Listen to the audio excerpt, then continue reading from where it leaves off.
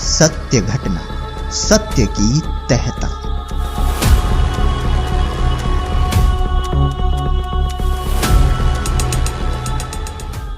दोस्तों, भूत प्रेत के बारे में आपने अभी तक हजारों घटनाएं सुनी या देखी होगी जो कि सच होती है। और आज के इस वीडियो में भी हम जिस घटना का वर्णन करने वाले हैं वो कोई मनगढ़ंत कहानी नहीं है, बल्कि झारखंड की रहने वाली पुष्पा सिंह के जीवन की सच्ची घटना है। पुष्पा सिंह भूत प्रेत की बीमारी से जूझ रही थी। कभी कभी तो पुष्पा जी के साथ अजीबोगरीब हरकतें होने लगती। 10 में मई में मेरी तबीयत काफ़ी ख़राब हो गई। रात 12 बज रहे थे, अचानक मेरा हालत एकदम बिगड़ गया। जीभ काफ़ी लंबे लंबे निकलने लगे और बाल ऑटोमेटिक खुल जाया करता था। और आगे जो हनुमान जी को लोग बोलते हैं कि हनुमान चालीसा पढ़ने से भूत प्रेत भाग जाते हैं, ऐसा कुछ नहीं है, क्योंकि हमें पता है कि जब मेरे पास भूत प्रेत का बाधा होता था तो हनुमान जी को लोग पूरा जो पुस्तक था वो मेरे हाथों में दे दिया। पुष्पा जी के शरीर में 8-10 भूतों ने प्रवेश कर लिया था, जिसमें खुद पुष्पा जी के कुल देवता भी शामिल थे जो भूत बन चुके थे।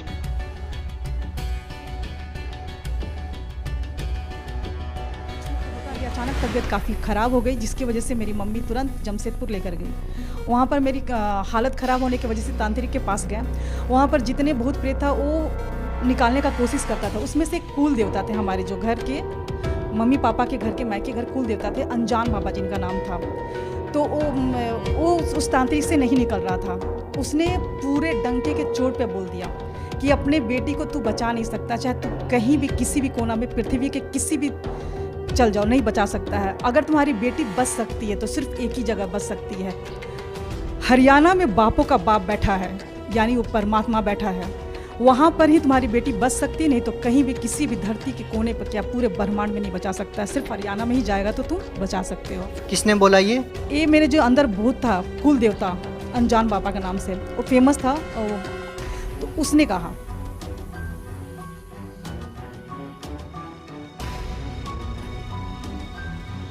ये बापों का बाप हरियाणा के प्रसिद्ध संत कोई और नहीं, जगत गुरु तत्वदर्शी संत रामपाल जी महाराज हैं, जिनके दरबार में भूत प्रेतों का टिकना मुश्किल ही नहीं, नामुमकिन भी है। तो आइए जानते हैं आखिर क्या हुआ पुष्पा जी के साथ। क्या पुष्पा जी संत रामपाल जी महाराज की शरण में जा पाई? क्या संत रामपाल जी महाराज जी से नाम दीक्षा लेने के बाद पुष्पा जी को अनजान बाबा उर्फ कुल देवता, जो भूत बनकर पुष्पा जी को प्रताड़ित कर रहा था, क्या पुष्पा जी को इस प्रेत आत्मा से छुटकारा मिल पाया? आखिर क्या थी वो वजह जो इस प्रेत आत्मा ने खुद ही कबूल कर लिया कि हरियाणा में बापों का बाप आया हुआ है जो तुम्हारी रक्षा कर सकता है? आइए इन सभी अनसुलझे रहस्यों से पर्दा उठाते हैं और खुद पुष्पा सिंह से विस्तृत में जानते हैं कि इसके बाद आखिर क्या क्या हुआ उनके जीवन में। नमस्कार जी। नमस्कार सर। क्या नाम है जी आपका? पुष्पा सिंह। कहाँ से हैं आप? झारखंड से। हम आपसे ये जानना चाहेंगे कि संत रामपाल जी महाराज जी से आपने कब नाम दीक्षा ली? 2011 4 मार्च। संत रामपाल जी महाराज से नाम दीक्षा लेने से पहले क्या आप कोई भक्ति साधना करते थे? हाँ जी, करते थे। हिंदू मुताबिक में जो देवी देवता का भक्ति करते थे उसी के अनुसार हम चल रहे थे, पर कोई लाभ नहीं मिल रहा था। क्या भक्ति साधनाएं करते थे आप? देवी देवता की भक्ति, जैसे शंकर भगवान, हनुमान जी। व्रत वगैरह करते थे? हाँ, किया करते थे, जैसे हमारे घर में बताया करते थे तो किया करते थे। आपसे ये जानना चाहेंगे कि फिर आपने संत रामपाल जी महाराज जी से नाम दीक्षा क्यों ली? क्या कारण हुआ कि आपको संत रामपाल जी महाराज जी से नाम दीक्षा लेनी पड़ी?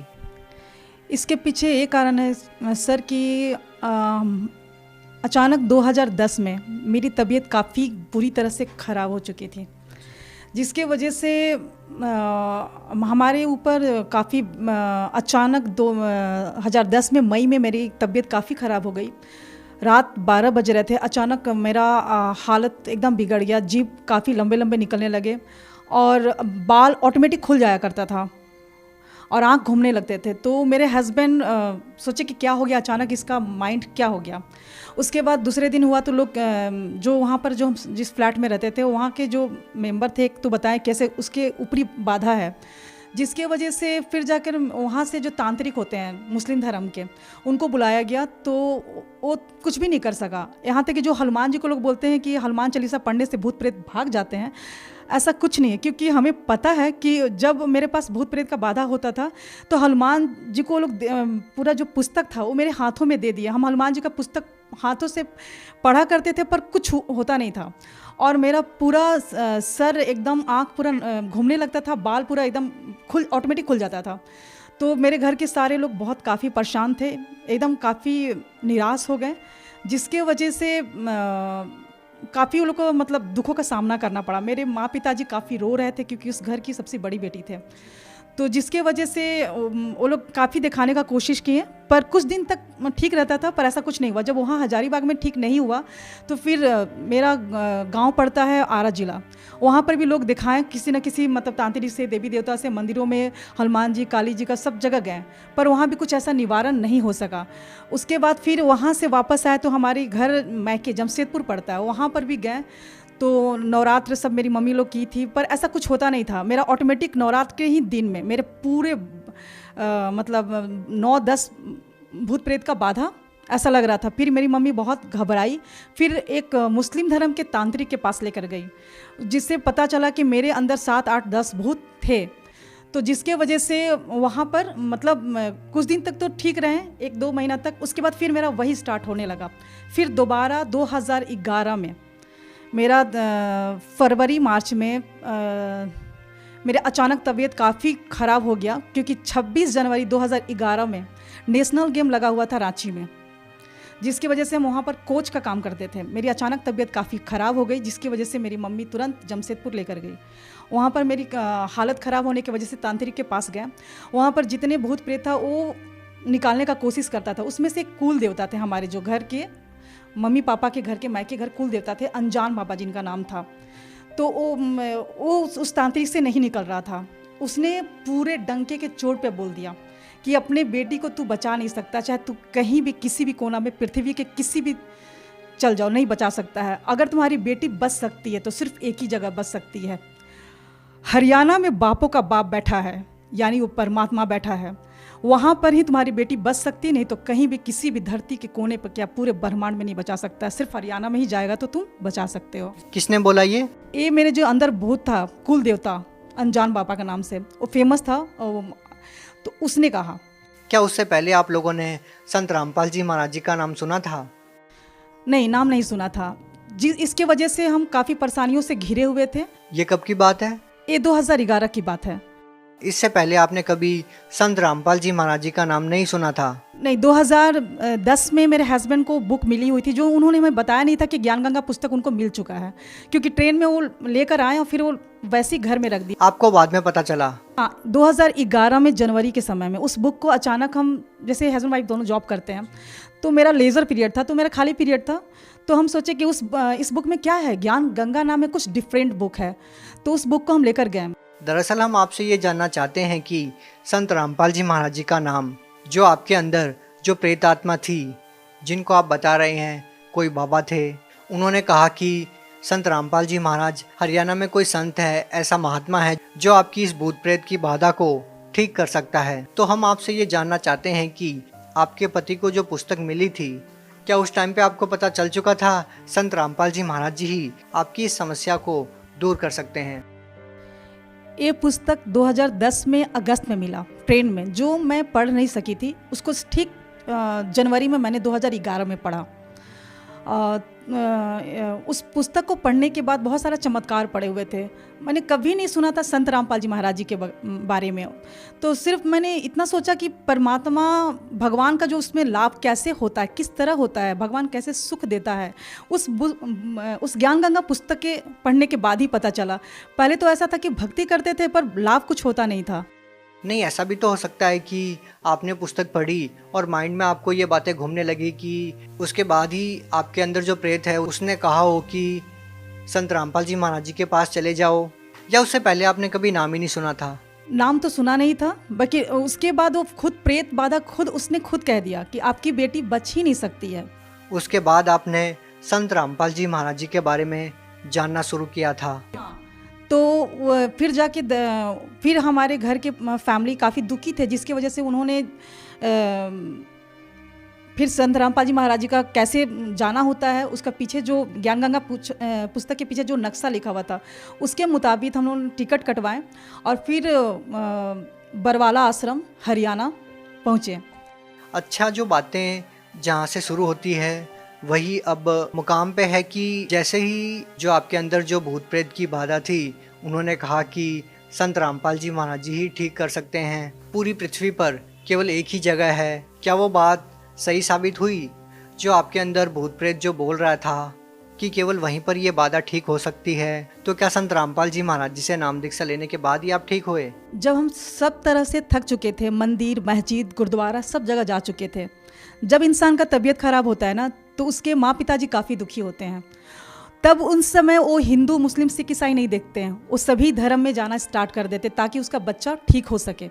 उस समय वहाँ पर मानसिकता ख़त्म हो जाता है, जाति पाति क्या होता है। तो उसके बाद हमारी जब संत रामपाल जी महाराज जी के शरण में गए तो जो हमारे भूत पाता का बाधा था, जो हम जिसकी वजह से काफ़ी परेशान हुआ करते थे, वो संत रामपाल जी के महाराज जी के शरण में जाते ही और नाम दीक्षा लेते ही आशीर्वाद मात्र से, सिर्फ दर्शन फर्स्ट बार ही मैंने किया था, ये भी नहीं जानते थे कि संत रामपाल जी महाराज जी कि मतलब क्या होता है। मतलब वहाँ पर जैसे गए तो वहाँ के सभी आश्रम में रखते ही पाँव एक अलग सा माहौल लगा, एक अलग सा दुनिया, जहाँ लगा कि पूरा दुखों का संसार में से निकल के सतलोक जो आश्रम पहुँचे, लगा कि एक बहुत सुकून शांति भरा दुनिया था। जो हमें प्यार उस दुनिया में नहीं मिल सका वो सतलोक आश्रम में मिला, अपनापन। और संत रामपाल जी महाराज जी के पास जाते हैं हमारा तुरंत जो हमारे भूत प्रेत का जो बाधा था वो संत रामपाल जी महाराज जी के दया से एकदम बिल्कुल पूरी तरह से ठीक है। और जो छोटी मोटी हमारी जो बीमारियां थी, बहुत सारी बीमारियां थी छोटी मोटी, वो तो परमात्मा ने उसी समय हमारे जो उनके मंत्र जो देते हैं संत रामपाल जी महाराज जी, उसमें इतनी पावर है, इतनी शक्ति है।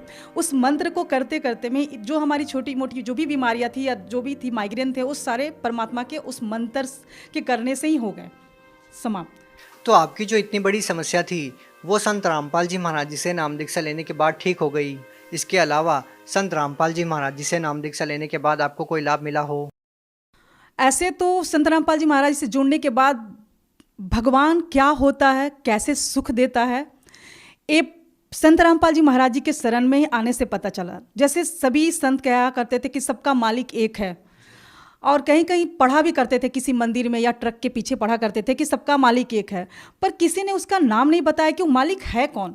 संत रामपाल जी महाराज जी विथ प्रूफ के साथ ये साबित करते हैं कि वह पूर्ण परमात्मा सबका मालिक एक है, जिसका नाम कबीर है। तो वो पूरे सभी धर्मों से रिलेटेड जितने बुक है, गुरु ग्रंथ साहिब, गीता, बाइबल, वेद, उस सबसे निकाल के पूरा प्रूफ के साथ वो साबित किए हैं कि सुप्रीम परमात्मा सिर्फ कबीर परमेश्वर है, उसकी भक्ति करने से ही संपूर्ण लाभ मिलता है। आपसे एक बात और जानना चाहेंगे कि संत रामपाल जी महाराज जी जो भक्ति साधना आप लोगों को बता रहे हैं, ये भक्ति साधना पूरे विश्व में कोई नहीं बता रहा है, तो ऐसा कैसे संभव हो सकता है कि संत रामपाल जी महाराज जी ही आप कहते हैं कि केवल वही शास्त्रों के अनुसार भक्ति बता रहे हैं, बाकी अन्य जो संत हैं वो नहीं बताते? सर, संत रामपाल जी सभी संतों से एकदम अलग हैं, क्योंकि संत रामपाल जी जो ज्ञान बताते हैं, एक टीचर होता है तो अपने बच्चों को सिलेबस के अनुसार ही पढ़ाता है। तो क्या आज तक जो भी लोग साधना कर रहे हैं वो सिलेबस के अनुसार नहीं कर रहे हैं? ये कैसे संभव हो सकता है? सर, बिल्कुल नहीं कर रहे हैं। तो आपको वो कौन सी साधनाएं ऐसी लग रही है जो लोग करते हैं जो शास्त्रों के विपरीत है? सर, कहना चाह रहे हैं कि जो भक्ति होता है जिससे लाभ हो सके, हमारे संकटों का निवारण हो सके, आपत्तियां टल सके, इंसान इसीलिए भक्ति करता है, सुख की खोज के लिए, शांति के लिए, मानसिक के लिए या शारीरिक सुख के लिए। पर जो वो भक्ति है, उस भक्ति में अगर किसी को शारीरिक कष्ट है, मानसिक कष्ट है, किसी को आर्थिक कष्ट है, जो संपूर्ण लाभ मिलना चाहिए भक्ति से, वो मिल नहीं पाता है। इसलिए आप कह रहे हैं कि वो शास्त्रों के विरुद्ध भक्ति है। एक प्रमाण तो ये? हाँ, वो शास्त्र विरुद्ध भक्ति है। और संत रामपाल जी महाराज जी पूरे पृथ्वी पर सिर्फ एक ही संत रामपाल जी महाराज जी हैं जो पूरे शास्त्रों के अनुकूल भक्ति बताते हैं। मेरा सवाल ये था कि आपको ऐसी कौन सी वो बातें लग रही हैं कि ये शास्त्रों के विरुद्ध है, जो क्रियाएं आपको लगती है आम समाज में, और आप जो क्रियाएं कर रहे हैं वो शास्त्रों के अनुसार है, ऐसा क्या डिफरेंस आपको लगा? सर, शास्त्र विरुद्ध भक्ति में ये है कि जो गीता में मना किया गया है कि व्रत नहीं करना है, फिर भी लोग करते हैं। श्राद्ध नहीं निकालना है, फिर भी लोग करते हैं। और संत रामपाल जी महाराज जी के अनुयायी ना जो शास्त्रों में लिखा हुआ है, जो संत रामपाल जी महाराज जी शास्त्रों के अनुकूल भक्ति करवाते हैं, उसमें ना वो व्रत करते हैं ना श्राद्ध निकालते हैं। और बहुत प्रकार का बुराइयाँ उनके आशीर्वाद मंत्र से ही समाप्त हो जाते हैं। भगत समाज को क्या संदेश देना चाहेंगे?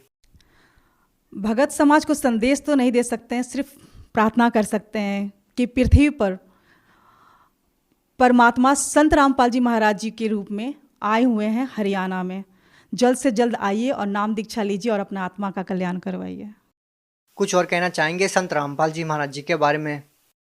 संत रामपाल जी महाराज जी वो संत हैं जो एक बेटी होती है तो बहुत लोग दुखी हो जाते हैं, तो संत रामपाल जी महाराज जी के अनुयायी ना दहेज लेते हैं ना दहेज देते हैं। संत रामपाल जी के महाराज जी के विचारधारा से जो उनके अनुयायी दहेज ना लेते हैं ना देते हैं, वो काफ़ी खुश है, क्योंकि उसमें 1 रुपया भी दहेज ना लिया जाता है ना दिया जाता है। इसीलिए आज एक बेटी माँ बाप के लिए बोझ नहीं है। जो सरकार नहीं कर पा रही, वो संत रामपाल जी महाराज जी अपने सत्संग के माध्यम से, अपने विचारधारा के माध्यम से समाज में जो फैली हुई बुराई है, नशा, दहेज प्रथा और अनेकों बुराइयां जो होती है, वो संत रामपाल जी महाराज जी दूर कर रहे हैं। आपके परिवार में और कौन जुड़ा हुआ है? हमारे परिवार में हमारे हस्बैंड और बेटा बेटी। क्या कोई आपके परिवार में ऐसा सदस्य है जो पहले नशा करता हो और संत रामपाल जी महाराज जी से नाम दीक्षा लेने के बाद वो नशा नहीं करता? हाँ सर, हमारे हस्बैंड नशा करते थे, पर वो संत रामपाल जी महाराज जी के शरण में जाते ही सिर्फ फर्स्ट डे, जिस दिन हम फर्स्ट दिन नाम दीक्षा लिए, उसी दिन संत रामपाल जी महाराज जी के आशीर्वाद से ही बस एक क्षण में वो नशा समाप्त हो गया। कभी कभार भी नहीं करते? नहीं, कभी नहीं करते, ना उनका इच्छा करती है। आप एजुकेटेड हैं, आप क्या मानते हैं कि एक संत के आशीर्वाद से, केवल उनके वचनों से ही कोई व्यक्ति कैसे नशा छोड़ सकता है? सर, संत रामपाल जी महाराज जी के वचनों में शक्ति है। जो पूर्ण संत अगर धरती पे तत्वदर्शी संत के रूप में परमात्मा ही उतर सकता है, उसके शब्दों शक्ति में काफ़ी शक्ति होती है। तो उनके सिर्फ आशीर्वाद मात्र से ही तुरंत वो नशा समाप्त हो गया। और उस दिन के बाद से कभी 2011 के से आज 2020 हो रहा है, उसे कभी नशा किसी ने नहीं किया है। बहुत बहुत धन्यवाद। सत साहेब जी। सत्य घटना, सत्य की तहता।